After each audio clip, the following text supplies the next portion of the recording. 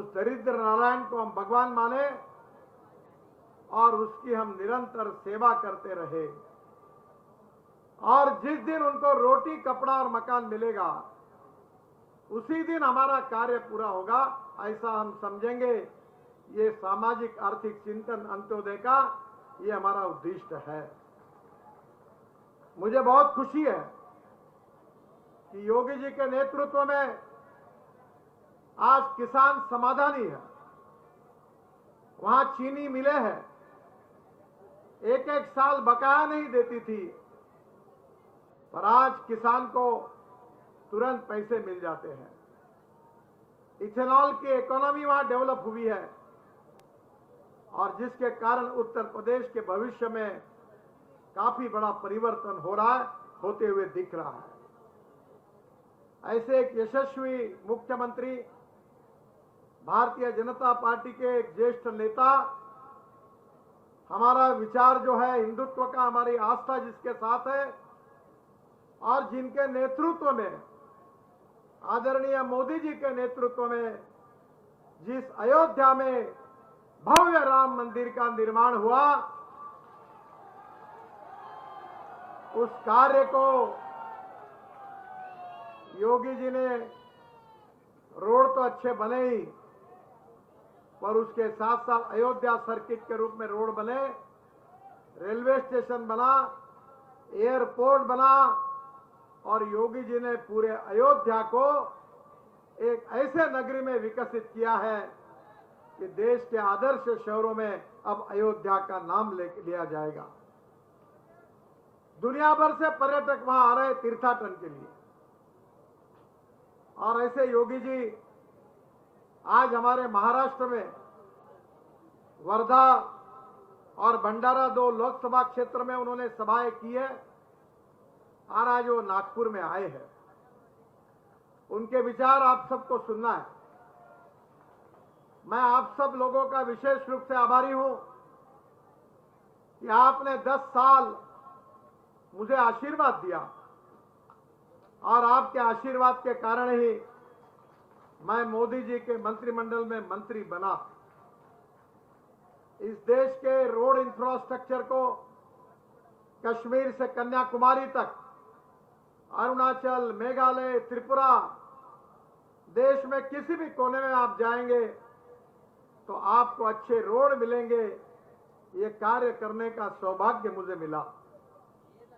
बहनों और भाइयों, 7 वर्ल्ड रिकॉर्ड हो गए और मुझे, जबकि मैं विद्वान नहीं हूं, मुझे 9 डिलीट्स, डॉक्टरेट्स मिली अलग अलग यूनिवर्सिटी की। सोशल मीडिया में पाश्चात्य देशों में भी बड़े प्रमाण पर लोग मुझे फॉलो करते हैं। 4.5 करोड़ लोग फॉलो करते हैं। मैं कभी कभी सोचता हूं कि ये सब क्यों हो सका। ये मेरे कारण नहीं हुआ, ये नागपुर की जनता ने मुझे चुनकर दिया, सांसद बनाया और उसके कारण मुझे ये यश मिला। इसका श्रेय अगर किसी को है तो नागपुर की जनता को है, मेरे सामने बैठे हुए भाई और बहनों को है। इस 10 साल में 1 लाख करोड़ रुपए के काम नागपुर लोकसभा क्षेत्र में हुए हैं। केवल रोड, ब्रिजेस नहीं बने हैं, तो दुनिया का आकर्षण ऐसा म्यूजिकल फाउंटेन बना हुआ है। एक ही पिलर पर नीचे में रोड, ऊपर में फ्लाईओवर और उसके ऊपर में मेट्रो। ये रिकॉर्ड भी नागपुर में हुआ है। हिंदुस्तान में 24/7 योजना और लगभग 60 से 70% जनता को 24 घंटे पानी मिलता है। ये देने वाला पहला शहर कोई है तो नागपुर शहर है। हमारा जो टॉयलेट का गंदा पानी है वो शुद्ध करके महाराष्ट्र सरकार के कोराडी और खापरखेड़ा पावर प्रोजेक्ट को हम देते हैं और जिससे 300 करोड़ रुपए महानगर पालिका को आमदनी होती है। ऐसा पहला शहर नागपुर है। यह टाइगर कैपिटल है। नागपुर से 3.5 घंटे के अंतर पर 350 टाइगर है और इसलिए दुनिया के लोग इस शहर में आते हैं। केवल इतना ही नहीं तो नागपुर देश का हृदय स्थान है, 0 माइल नागपुर में है और इसलिए देवेंद्र जी ने 1200 करोड़ रुपए दिए हैं और देश का सबसे बड़ा लॉजिस्टिक पार्क हम नागपुर में बना रहे हैं। नागपुर एविएशन का हब है। एयरबस और बोइंग के 1200 पार्ट को तैयार करने वाली टाल की कंपनी मिहान में है और हमारी देश की सुरक्षा करने वाला राफेल जेट डोसाल्ट कंपनी जो फ्रांस की है वो 250 राफेल जेट नागपुर में बन रहे हैं। आज अगर आप ऊपर से देखेंगे तो आज मैंने देखा कि इंडिगो के 8 फ्लाइट लाइन में खड़े थे क्योंकि एमआरओ जो एयरप्लेन का मेंटेनेंस होता है वो नागपुर में सब इंडिगो के विमान आती है, एयर इंडिया के विमान एमआरओ में आती है। ये एविएशन का हब बन चुका है। मुझे बताते हुए खुशी हो रही है कि नागपुर अनेक विशेषताओं से विशेष रूप से देश के आकर्षण का केंद्र बना हुआ है। समय की कमी है, आप तो मेरा भाषण हर समय सुनते हैं, आज योगी जी का भाषण आपको सुनना है और योगी जी से प्रेरणा लेकर आप सबको मैं ये प्रार्थना करने वाला हूं कि इस चुनाव में हमारे क्षेत्र में 75% वोटिंग होगा। इसका संकल्प आप सबको करना है और 75% जो वोटिंग होगा उसमें से 80% वोटिंग कमल के फूल पर मिलना चाहिए। इसकी जिम्मेदारी आपको लेनी है। मेरा विश्वास है कि अगर 75% वोटिंग हुआ तो आपके आशीर्वाद, आपकी शुभकामनाओं के साथ मैं कम से कम 5 लाख से ज्यादा वोटों से चुनाव जीतूंगा।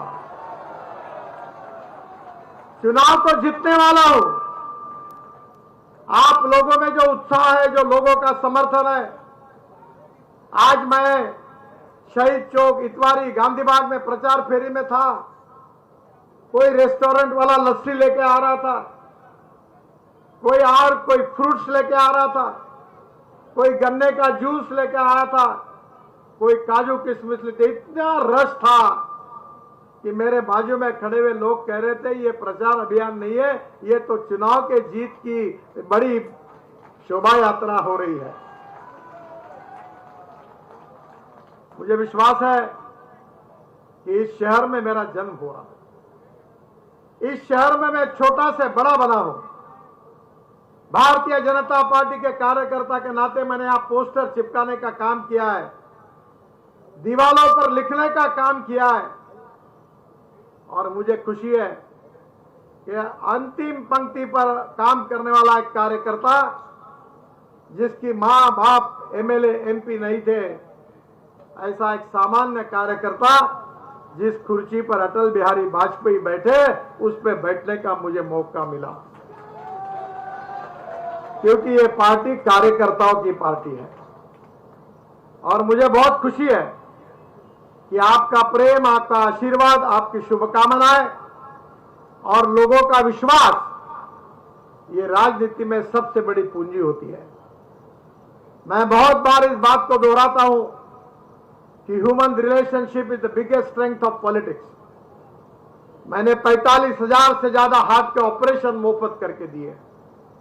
350 लोगों को जर्मनी और लंदन से लाकर पैर लगा दिए जो फुटबॉल खेलने लगे और बुलेट चलाने लगे।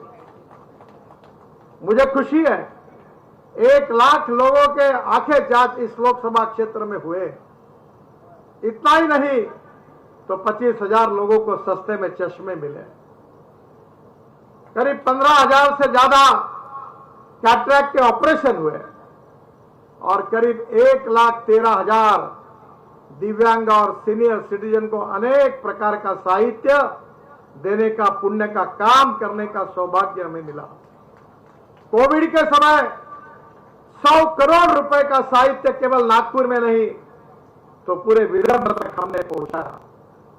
ऑक्सीजन की कमी थी, एयरफोर्स के हवाई जहाज में ट्रक को डालकर विशाखापट्टनम और भुवनेश्वर लेके गए और ऑक्सीजन लाकर यहां केवल नागपुर नहीं तो विदर्भ के और महाराष्ट्र के लोगों की जान बचाने का हमने काम किया। जब गरीब लोगों को रेमडेसिविर इंजेक्शन नहीं मिल रहा था, उसका ब्लैक मार्केट हो रहा था, तो वो भी हमने बनाया। जब कोविड के कारण फंगस आया तो फंगस के इंजेक्शन भी बनाए और पूरे देश में भेजने का काम हमने किया। बहनों और भाइयों, सांस्कृतिक महोत्सव हुआ, रोज 50,000 लोग 17 दिन, देश के महान गायक, वर्ल्ड लेवल के संगीतकार, इनका संगीत, नृत्य, नाटक, काव्य सम्मेलन का आनंद नागपुर की जनता ने पिछले 8 साल से लिया। क्रीड़ा महोत्सव हुआ, 70,000 खिलाड़ी, 10,000 पंच और 5 लाख लोग 66 मैदान पर रोज खेल देखते थे और 60 से 80 साल तक के 5,000 लोगों ने भी खेल में भाग लिया। हमने कभी जात पात, पंथ, भाषा, धर्म और पार्टी की बात नहीं की। कोई भी पार्टी का हो, कोई भी जात का हो, कोई भी पंथ का हो, कोई भी धर्म का हो, सबका साथ, सबका विकास और सबका प्रयास, इसी तत्व पर सबका काम किया। मैं अक्सर एक बात दोहराते रहता हूं कि अब समय आ गया है कि राजनीति की व्याख्या बदलने की आवश्यकता है। समाज कारण, राष्ट्र कारण, सेवा कारण और विकास कारण, ये सही में राजनीति का अर्थ है। राजनीति ने केवल सत्ता कारण नहीं है।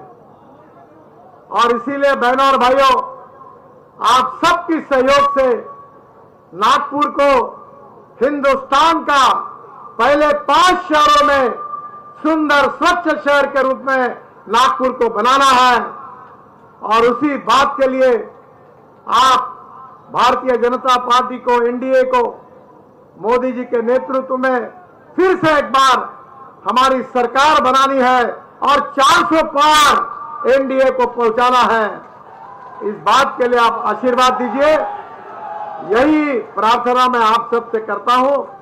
मुझे और 10 बजे के पहले 3 सभा तय हुई है और इसलिए योगी जी से मैं प्रार्थना करूंगा, क्षमा मांगूंगा कि उनका भाषण जब होगा तो मैं यहां नहीं रहूंगा। उनसे अनुमति मैंने ली है। मैं फिर से एक बार आपसे प्रार्थना करूंगा कि योगी जी के विचार वो पहली बार हमारे नागपुर में आए हैं, आप जरूर सुनिए, उसकी प्रेरणा आप सबको मिलेगी और उसका आप जरूर फायदा उठाइए। यही आपको आह्वान करता हूं। योगी जी को फिर से एक बार आप सबकी ओर से, नागपुर की जनता की ओर से, हृदय से बहुत बहुत धन्यवाद देता हूं। मेरे साथ जोर से कहिए, भारत माता की, भारत माता की, भारत माता की। धन्यवाद।